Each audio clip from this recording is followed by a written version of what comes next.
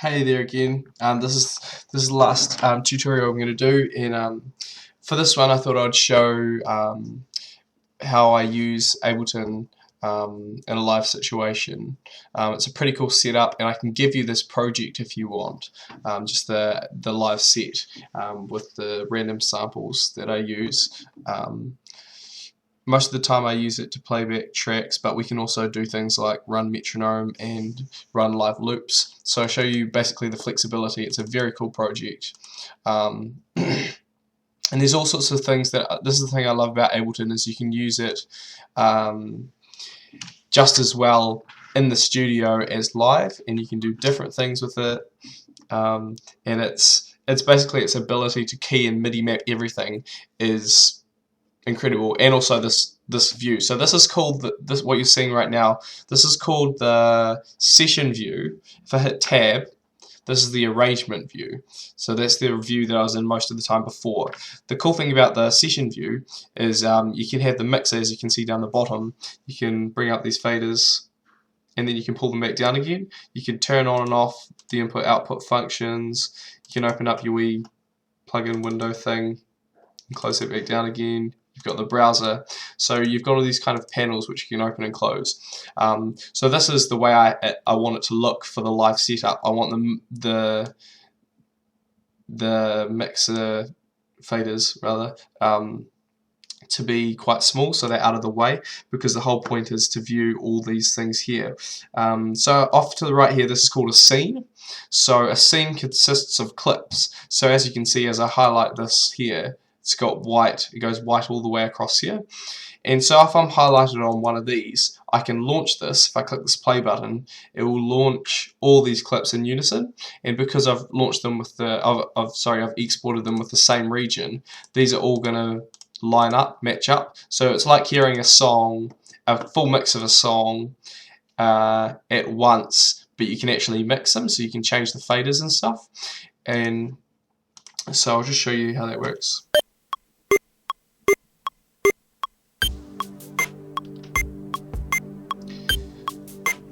So what I have, if I click up here on the key map button, what you can do is you can change the functions that are activated when you press certain buttons on your keyboard. So I'll just go over the setup and how I did this. So for launching, the enter button is default. It will default launch. So I haven't actually changed anything for the enter button. So when I hit the enter button and I'm sitting on one of these scenes, it will launch it. Same for a clip. If I only want to listen to one of the clips and I've got it highlighted, I press enter, it will play that clip. Then next to that on the keyboard, just imagine a numpad keyboard. If you look down on your computer right now, you'll see next to the long enter button, this is the one off to the right, there's the delete button, which also is a dot. I've mapped that as the stop button, so you can hit start, stop very quickly and easily. They're right beside each other. So if you look around the project, you'll see that it's got n dot, so that's numpad dot, which is also the delete button on my keyboard. So it's mapped to this button over here. Oh no, wait, sorry, not that one. And this one here, and this one here, which is the stop clips button. So when I hit that dot button, it doesn't do just one thing. It does a lot of things. The main thing it does is stop all the clips. So you want it to do that. So what it will do is it will activate, see all these little squares. It will activate every square along here and stop every clip that's playing. The second thing it will do, I think this button is, yeah, it will, that's it there. So it will do that.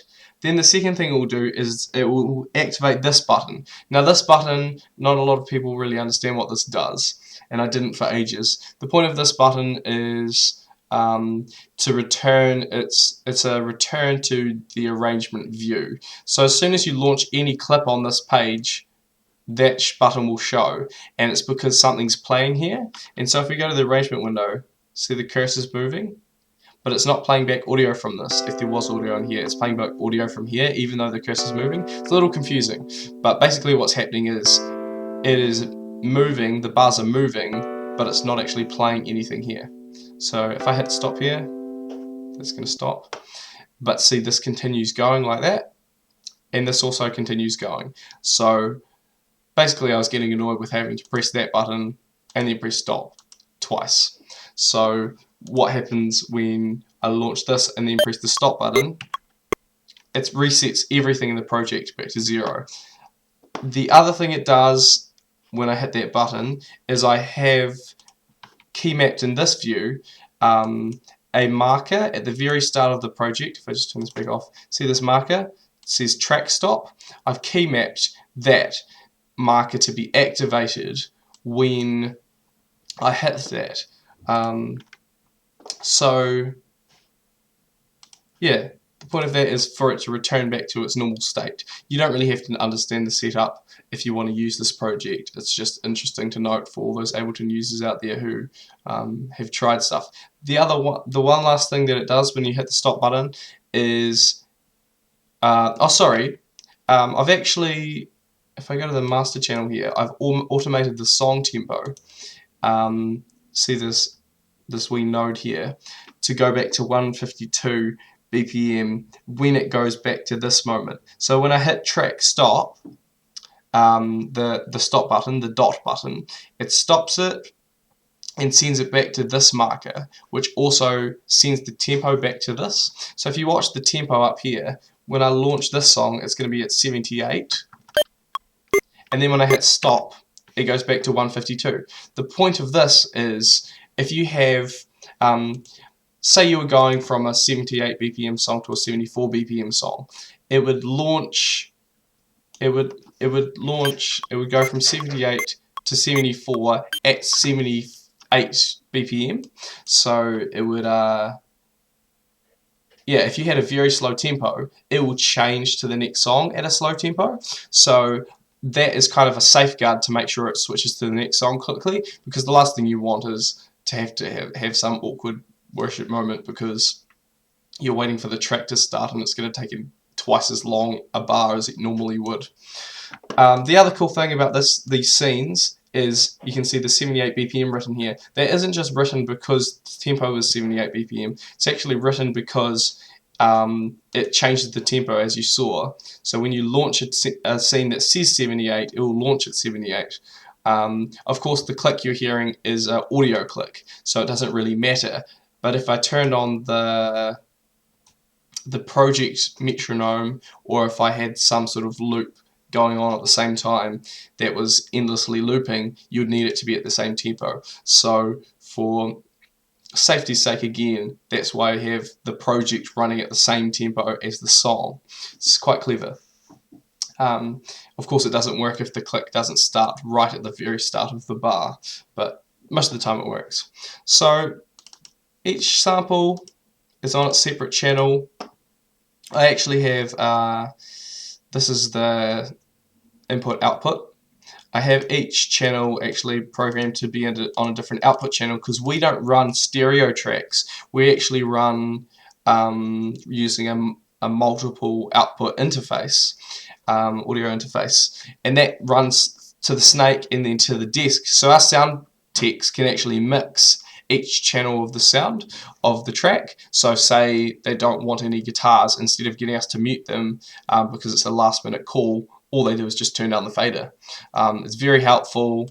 It can be, at times, they'll forget to reset the faders back to 0, or you know, someone's knocked a fader down or whatever, so you're missing a part, and that can be awkward. But it's very flexible, and it makes track more like a bunch of instruments, which is very cool. The other thing you can do is you can right click and deactivate clips. So if I deactivate that, when I launch this, it will no longer play this clip back.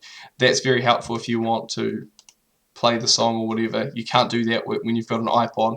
What I do for iPod tracks is I actually export every instrument. I usually don't leave anything off. So if we're using an iPod track, it's got everything on there. Unless it's for something special, then I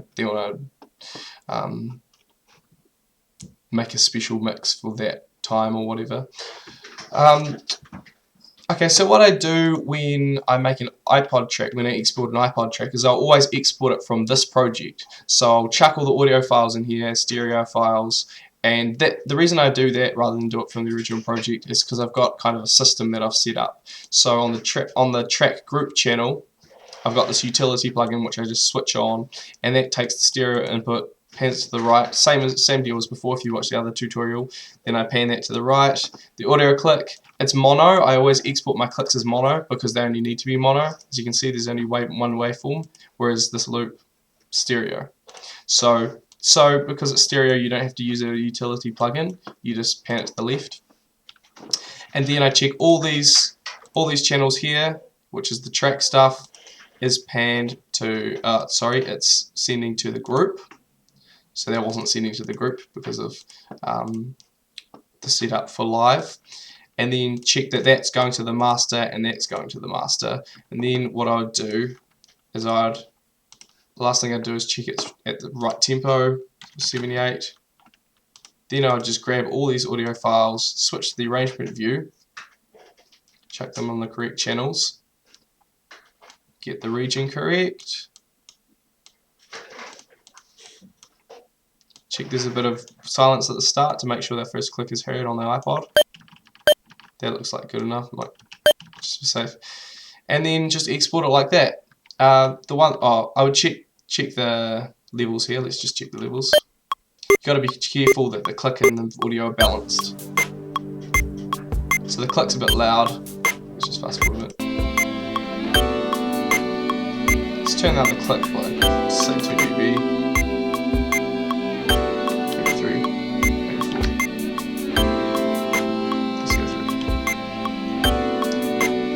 So I'm happy with that, so all I do now is export that, and there you've got your iPod track. That's just how I've set it up.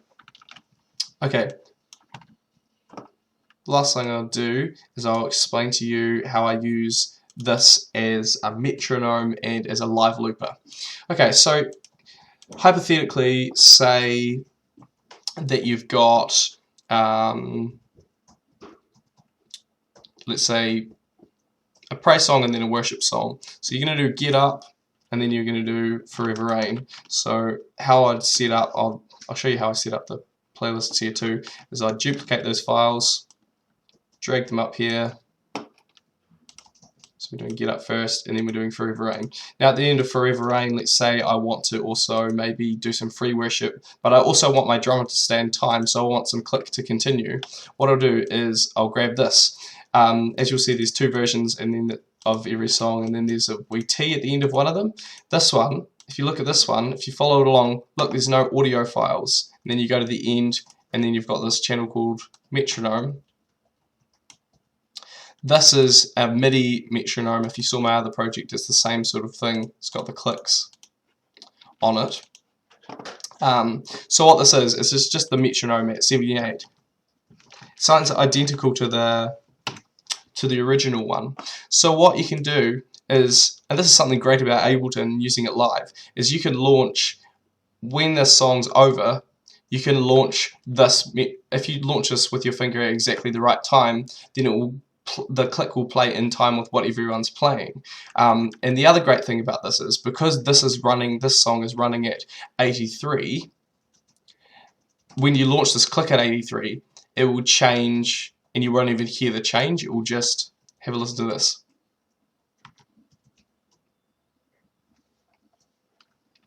So it perfectly changes.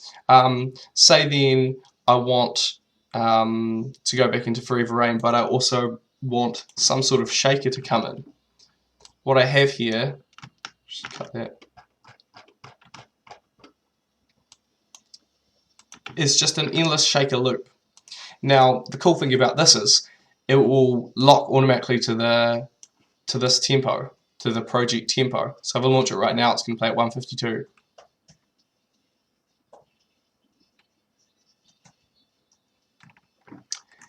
But if I've been playing Forever Rain at 83 and then I launch this, it will play the shaker at that tempo. Notice the click will change because I've just got a unison click on here. That's just to make sure the click continues, so it's actually playing back a different MIDI file. I mean, the flexibility and the options, the things that you can do this with, are endless. I've got a tambourine loop, a shaker and this loop, shaker, tambourine and loop, and just this loop. So a real cool sample that I found. So yeah, you could also, down here I've got all these metronome just tempos. So I keep this just in case we're doing a song that we didn't plan. It's like, oh, what tempo is that song again? Oh, I think it's 10 blah blah blah. You can actually test the tempo and then find the exact tempo, and then I just duplicate it, say it's 120, whatever the song is. Chuck it up here, rename it as, I don't know, this song at 120, and so now you got the exact tempo. You can bring in a shaker, and that's all there is to it. I also keep all the extra tracks that we don't use anymore down here at the bottom, but I try and keep the project nice and tidy. It's very big these days.